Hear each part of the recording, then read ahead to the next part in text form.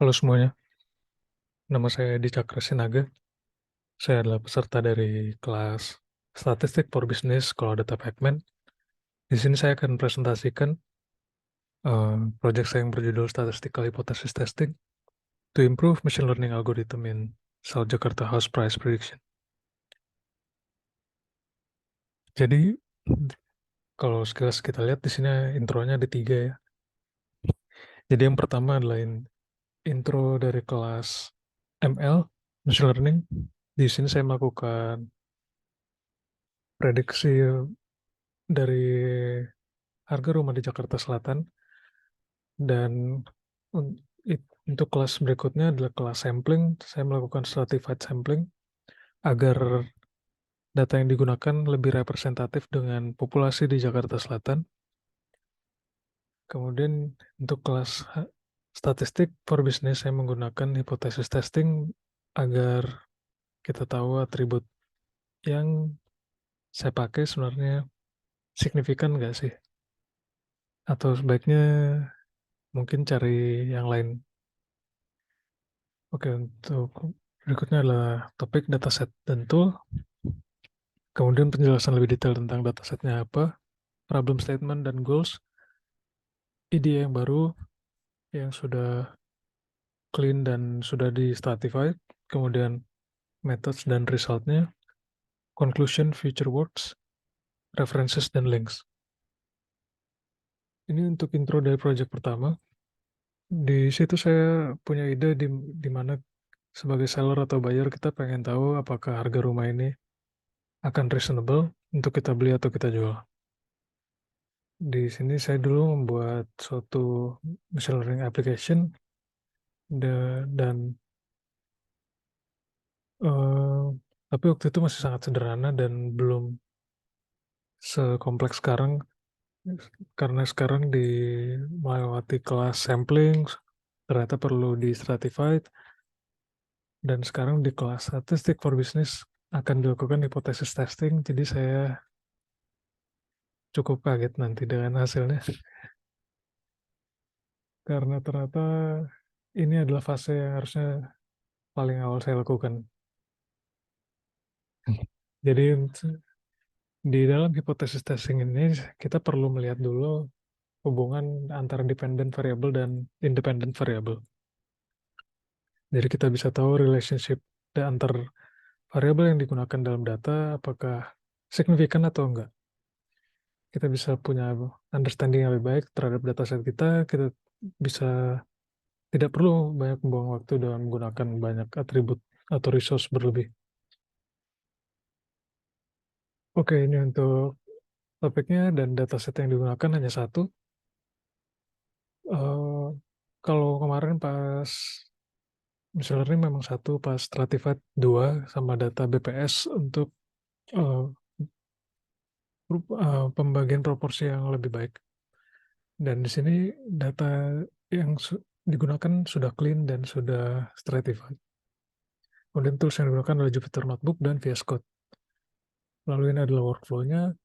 Sederhana dari project pertama, tidak sampai machine learning, ini hanya workflow bagaimana saya mendapatkan data yang sudah clean, yaitu pertama saya lakukan scraping dari situs jual beli rumah. Ada 3 pilihan, OLX 99, ada 4, ada OLX 99Co, rumah, atau Pinhome, dan saya memilih OLX.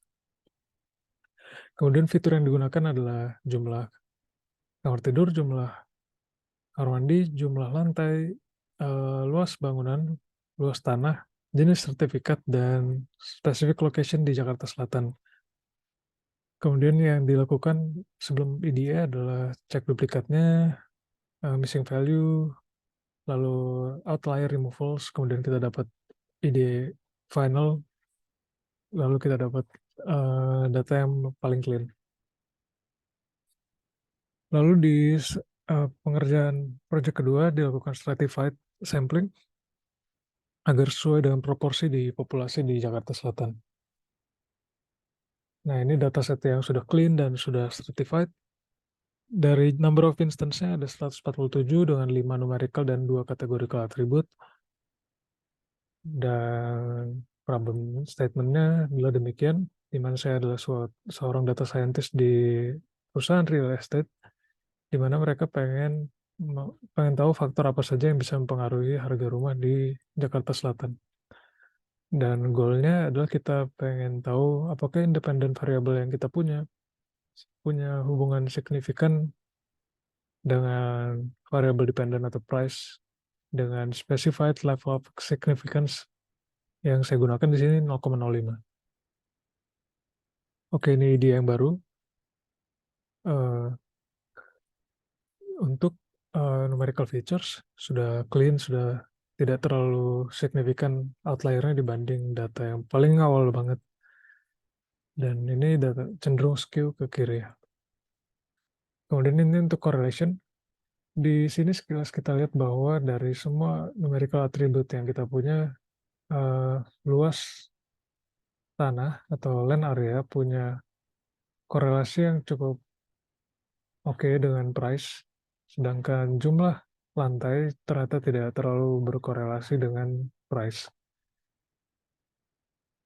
Kemudian ini adalah ide untuk categorical features, sertifikat, dan lokasi. Cuman untuk kelas statistik for business saya tidak fokus di categorical, saya fokus di numerical saja. Kemudian ini untuk hipotesis testingnya, kita menggunakan multiple linear regression analysis dan hipotesis testingnya menggunakan library stats model di Python. Di sini kita fokus pada numerical attribute dengan independent variable adalah nbed, nfloor, build area, land area.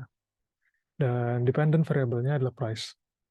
Goal kita di sini adalah untuk mengobservasi p-value dari masing-masing attribute terhadap price. Di sini significance level yang digunakan adalah 0,05. A0 akan di-reject saat p-value-nya kurang atau sama dengan 0,05. Di mana artinya variabel numerical yang kita gunakan adalah signifikan dan berkaitan erat dengan price dan harus diikutkan untuk riset berikutnya. Namun, jika p-value-nya lebih dari 0,05, variabel tersebut berarti tidak punya hubungan apa-apa dengan price dan tidak perlu diikutkan. Ini adalah hasilnya. Di sini yang saya cukup kaget adalah bahwa land area saja yang bisa dibilang kurang dari 0,05. Di sini build area bisa di-include jika kita menggunakan independence. Significant independence-nya mungkin 0,1. Dan untuk yang lainnya agak berat ya, karena cukup besar. Kalau kita naikkan lagi agak gimana gitu. Jadi ya kita cuma bisa menggunakan land area dan build area di sini. Ini yang saya agak kagetnya. Kalau misalnya di awal saya tahu seperti ini kan bisa mungkin coba scrap data yang lain lagi di OLX. Jadi untuk R-square sendiri 0,673, jadi bisa kita bilang sebenarnya punya good fit terhadap data. Tapi ya, yang disayangkan hanya land area yang bisa kita gunakan untuk membuat model regresi nanti ya. Build area juga bisa kita include dengan different significance level. Oke, dari OLS regression model yang sebelumnya kita bisa lihat bahwa luas tanah punya peran sebagai signifikan prediktor terhadap harga, di mana luas bangunan juga punya peran signifikan, tapi mungkin terbatas, tidak seperti luas tanah. Sedangkan jumlah kamar tidur, jumlah kamar mandi, dan jumlah lantai tidak punya significant impact terhadap price berdasarkan model yang kita punya tadi. Ini adalah plot sederhana untuk linear regression dari land area dan price dengan residual plot seperti demikian. Kita bisa lihat bahwa scatter secara random sepanjang horizontal axis, tidak terlalu ada pattern. Di sini kita bisa lihat cuma ada mungkin satu outlier, tapi land area adalah atribut yang cukup bagus digunakan sebagai model linear regresi. Ini adalah perbandingan residual plot antara line area dan yang kita sudah reject. Kita lihat bahwa lebih konstan widthband dari line area dibandingkan yang reject. Ada yang jauh banget, yang dekat banget.